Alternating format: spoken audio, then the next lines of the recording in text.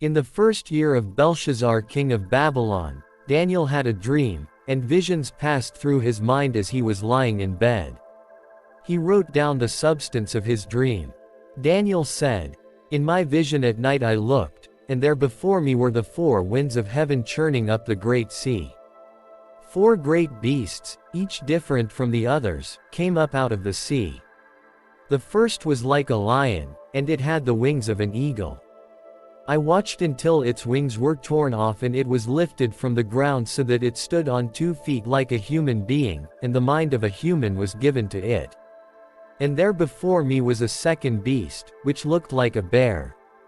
It was raised up on one of its sides, and it had 3 ribs in its mouth between its teeth. It was told, 'Get up and eat your fill of flesh.' After that, I looked, and there before me was another beast, one that looked like a leopard. And on its back it had 4 wings like those of a bird.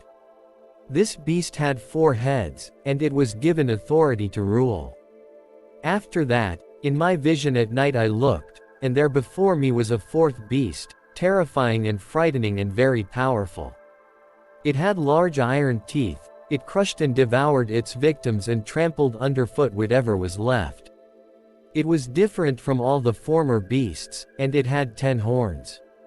While I was thinking about the horns, there before me was another horn, a little one, which came up among them, and 3 of the first horns were uprooted before it. This horn had eyes like the eyes of a human being and a mouth that spoke boastfully. As I looked, thrones were set in place, and the Ancient of Days took his seat. His clothing was as white as snow. The hair of his head was white like wool.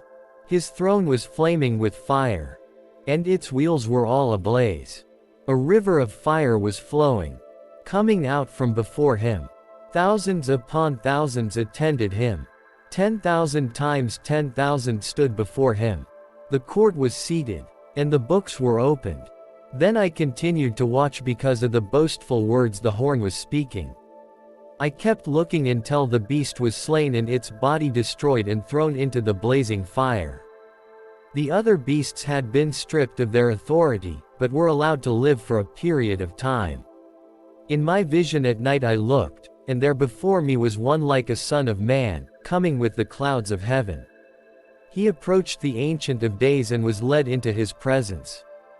He was given authority, glory and sovereign power. All nations and peoples of every language worshipped him.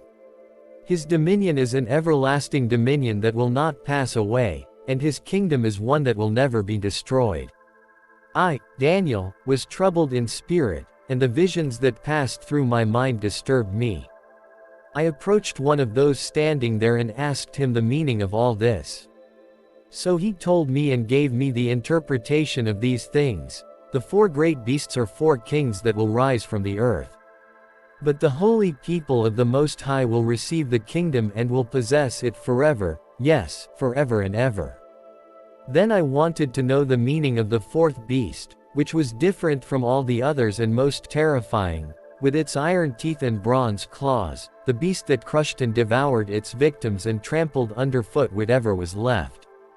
I also wanted to know about the 10 horns on its head and about the other horn that came up, before which 3 of them fell, the horn that looked more imposing than the others and that had eyes and a mouth that spoke boastfully. As I watched, this horn was waging war against the holy people and defeating them, until the Ancient of Days came and pronounced judgment in favor of the holy people of the Most High, and the time came when they possessed the kingdom. He gave me this explanation: the 4th beast is a 4th kingdom that will appear on earth. It will be different from all the other kingdoms and will devour the whole earth, trampling it down and crushing it. The 10 horns are 10 kings who will come from this kingdom. After them another king will arise, different from the earlier ones. He will subdue 3 kings. He will speak against the Most High and oppress his holy people and try to change the set times and the laws. The holy people will be delivered into his hands for a time, times and half a time. But the court will sit, and his power will be taken away and completely destroyed forever. Then the sovereignty, power and greatness of all the kingdoms under heaven will be handed over to the holy people of the Most High. His kingdom will be an everlasting kingdom, and all rulers will worship and obey him. This is the end of the matter. I, Daniel, was deeply troubled by my thoughts, and my face turned pale, but I kept the matter to myself. In the 3rd year of King Belshazzar's reign, I, Daniel, had a vision, after the one that had already appeared to me. In my vision I saw myself in the citadel of Susa in the province of Elam. In the vision I was beside the Ulai Canal. I looked up, and there before me was a ram with 2 horns, standing beside the canal, and the horns were long. One of the horns was longer than the other but grew up later. I watched the ram as it charged toward the west and the north and the south. No animal could stand against it, and none could rescue from its power. It did as it pleased and became great. As I was thinking about this, suddenly a goat with a prominent horn between its eyes came from the west, crossing the whole earth without touching the ground. It came toward the 2-horned ram I had seen standing beside the canal and charged at it in great rage. I saw it attack the ram furiously, striking the ram and shattering its 2 horns. The ram was powerless to stand against it. The goat knocked it to the ground and trampled on it, and none could rescue the ram from its power. The goat became very great, but at the height of its power the large horn was broken off, and in its place 4 prominent horns grew up toward the 4 winds of heaven. Out of one of them came another horn, which started small but grew in power to the south and to the east and toward the beautiful land. It grew until it reached the host of the heavens, and it threw some of the starry host down to the earth and trampled on them. It set itself up to be as great as the commander of the army of the Lord. It took away the daily sacrifice from the Lord, and his sanctuary was thrown down. Because of rebellion, the Lord's people and the daily sacrifice were given over to it. It prospered in everything it did, and truth was thrown to the ground. Then I heard a Holy One speaking, and another Holy One said to him, "How long will it take for the vision to be fulfilled?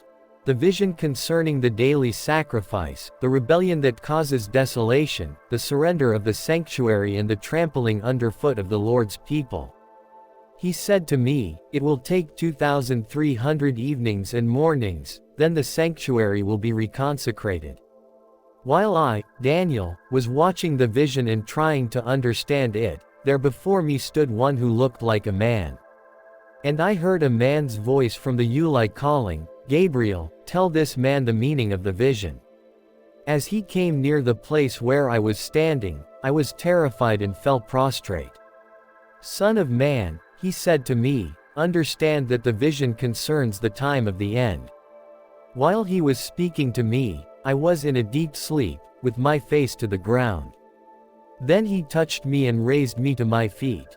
He said, "I am going to tell you what will happen later in the time of wrath, because the vision concerns the appointed time of the end. The 2-horned ram that you saw represents the kings of Media and Persia. The shaggy goat is the king of Greece, and the large horn between its eyes is the first king. The 4 horns that replaced the one that was broken off represent 4 kingdoms that will emerge from his nation but will not have the same power. In the latter part of their reign, when rebels have become completely wicked, a fierce-looking king, a master of intrigue, will arise. He will become very strong, but not by his own power. He will cause astounding devastation and will succeed in whatever he does. He will destroy those who are mighty, the holy people. He will cause deceit to prosper, and he will consider himself superior. When they feel secure, he will destroy many and take his stand against the Prince of Princes. Yet he will be destroyed, but not by human power. The vision of the evenings and mornings that has been given you is true, but seal up the vision, for it concerns the distant future." I, Daniel, was worn out. I lay exhausted for several days. Then I got up and went about the king's business. I was appalled by the vision. It was beyond understanding. In the first year of Darius son of Xerxes, a Mede by descent, who was made ruler over the Babylonian kingdom, in the first year of his reign, I, Daniel, understood from the scriptures, according to the word of the Lord given to Jeremiah the prophet, that the desolation of Jerusalem would last 70 years. So I turned to the Lord God and pleaded with him in prayer and petition, in fasting, and in sackcloth and ashes. I prayed to the Lord my God and confessed, Lord, the great and awesome God, who keeps his covenant of love with those who love him and keep his commandments, we have sinned and done wrong. We have been wicked and have rebelled, we have turned away from your commands and laws. We have not listened to your servants the prophets, who spoke in your name to our kings, our princes and our ancestors, and to all the people of the land. Lord, you are righteous, but this day we are covered with shame, the people of Judah and the inhabitants of Jerusalem and all Israel, both near and far, in all the countries where you have scattered us because of our unfaithfulness to you. We and our kings, our princes and our ancestors are covered with shame, Lord, because we have sinned against you. The Lord our God is merciful and forgiving, even though we have rebelled against him. We have not obeyed the Lord our God or kept the laws he gave us through his servants the prophets. All Israel has transgressed your law and turned away, refusing to obey you. Therefore the curses and sworn judgments written in the law of Moses, the servant of God, have been poured out on us, because we have sinned against you. You have fulfilled the words spoken against us and against our rulers by bringing on us great disaster. Under the whole heaven nothing has ever been done like what has been done to Jerusalem. Just as it is written in the law of Moses, all this disaster has come on us, yet we have not sought the favor of the Lord our God by turning from our sins and giving attention to your truth. The Lord did not hesitate to bring the disaster on us, for the Lord our God is righteous in everything he does, yet we have not obeyed him. Now, Lord our God, who brought your people out of Egypt with a mighty hand and who made for yourself a name that endures to this day, we have sinned, we have done wrong. Lord, in keeping with all your righteous acts, turn away your anger and your wrath from Jerusalem, your city, your holy hill. Our sins and the iniquities of our ancestors have made Jerusalem and your people an object of scorn to all those around us. Now, our God, hear the prayers and petitions of your servant. For your sake, Lord, look with favor on your desolate sanctuary.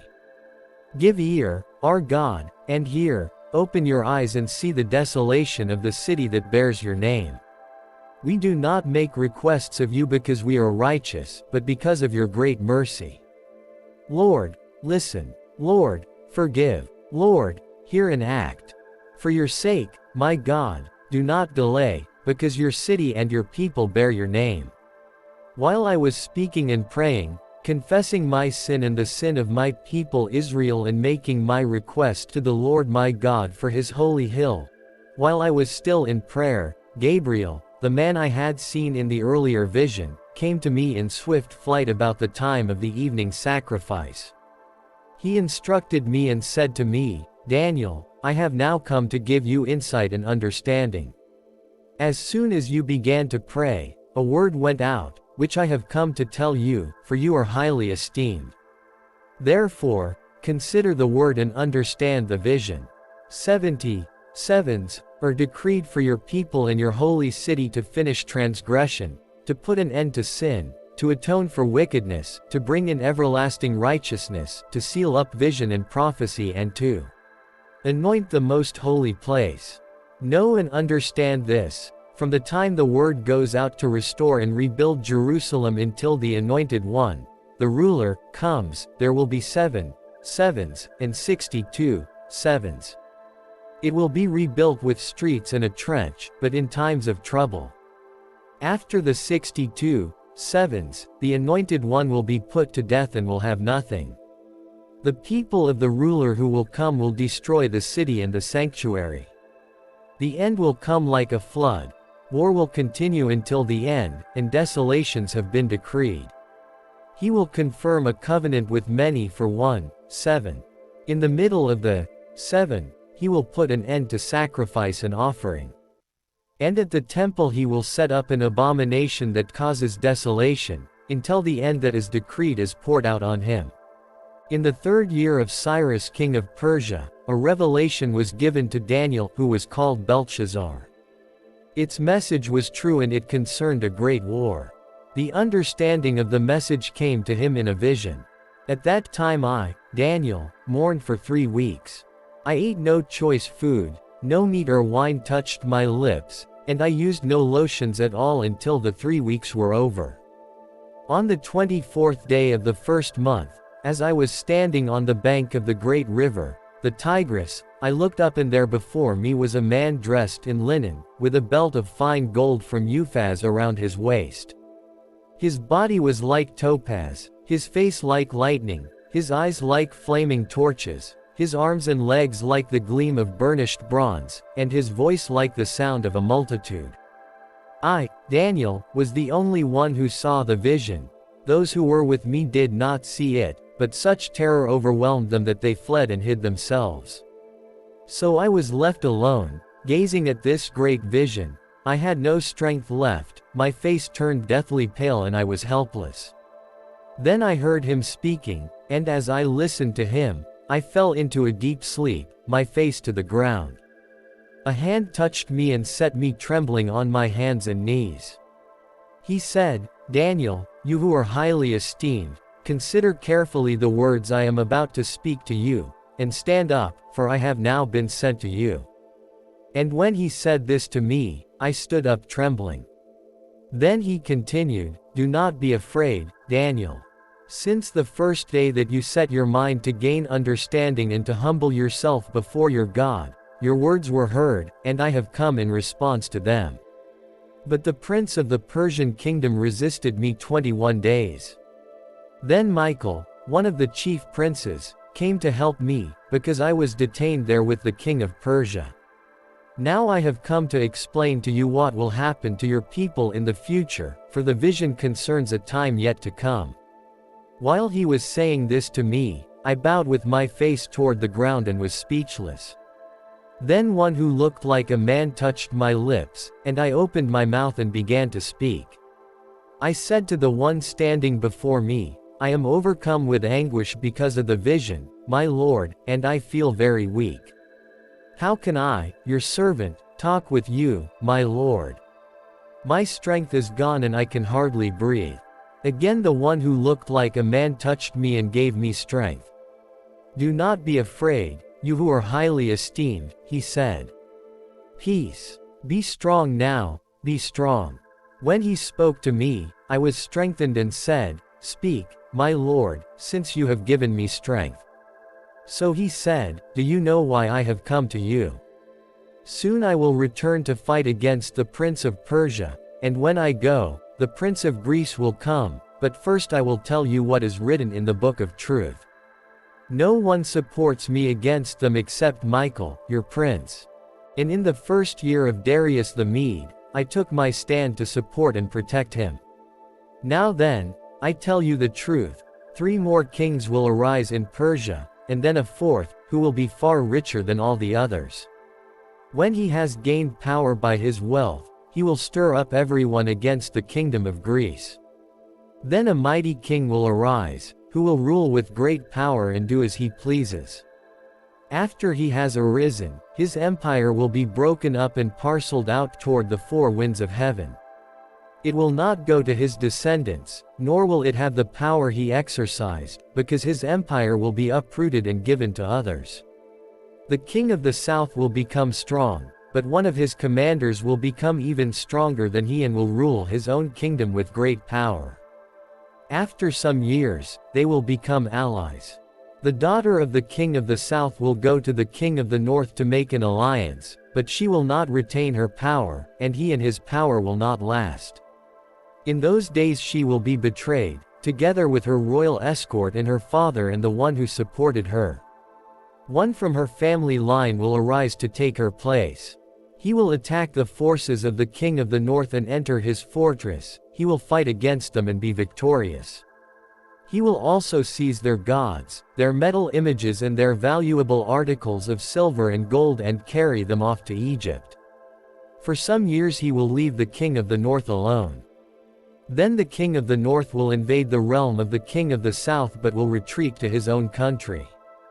His sons will prepare for war and assemble a great army, which will sweep on like an irresistible flood and carry the battle as far as his fortress. Then the king of the south will march out in a rage and fight against the king of the north, who will raise a large army, but it will be defeated. When the army is carried off, the king of the south will be filled with pride and will slaughter many thousands, yet he will not remain triumphant.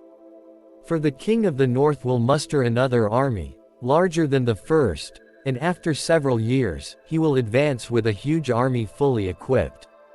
In those times many will rise against the king of the south. Those who are violent among your own people will rebel in fulfillment of the vision, but without success. Then the king of the north will come and build up siege ramps and will capture a fortified city. The forces of the south will be powerless to resist, even their best troops will not have the strength to stand. The invader will do as he pleases, no one will be able to stand against him. He will establish himself in the beautiful land and will have the power to destroy it. He will determine to come with the might of his entire kingdom and will make an alliance with the king of the south. And he will give him a daughter in marriage in order to overthrow the kingdom, but his plans will not succeed or help him. Then he will turn his attention to the coastlands and will take many of them, but a commander will put an end to his insolence and will turn his insolence back on him.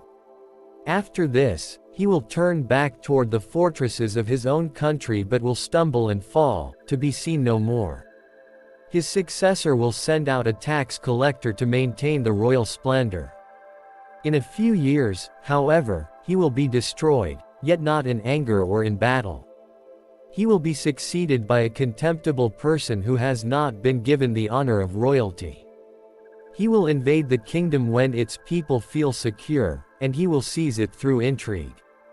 Then an overwhelming army will be swept away before him, both it and a prince of the covenant will be destroyed.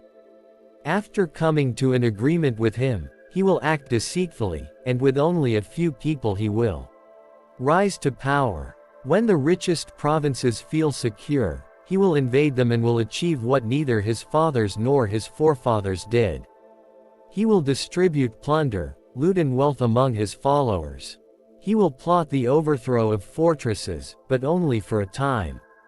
With a large army he will stir up his strength and courage against the king of the south. The king of the south will wage war with a large and very powerful army, but he will not be able to stand because of the plots devised against him. Those who eat from the king's provisions will try to destroy him, his army will be swept away, and many will fall in battle. The two kings, with their hearts bent on evil, will sit at the same table and lie to each other, but to no avail, because an end will still come at the appointed time. The king of the north will return to his own country with great wealth, but his heart will be set against the holy covenant. He will take action against it and then return to his own country. At the appointed time he will invade the south again, but this time the outcome will be different from what it was before. Ships of the western coastlands will oppose him, and he will lose heart. Then he will turn back and vent his fury against the holy covenant. He will return and show favor to those who forsake the holy covenant.